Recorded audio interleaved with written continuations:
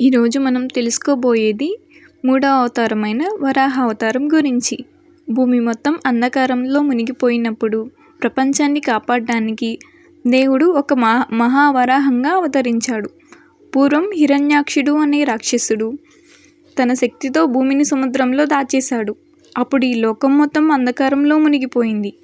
అప్పుడు ఆ శ్రీ మహావిష్ణువు వరాహ రూపంలో అవతరించాడు. అంటే ఒక భారీ పంది రూపంలో సముద్రంలోకి దూకి హిరణ్యాక్షుడితో భయంకరమైన యుద్ధం మొదలుపెట్టాడు. చివరికి అతన్ని సంహరించేశాడు. ఆ తరువాత భూమిని తన దంతాలపై ఎత్తుకుని మళ్ళీ యథాస్థానంలో పెట్టాడు. అలా ప్రపంచాన్ని రక్షించాడు.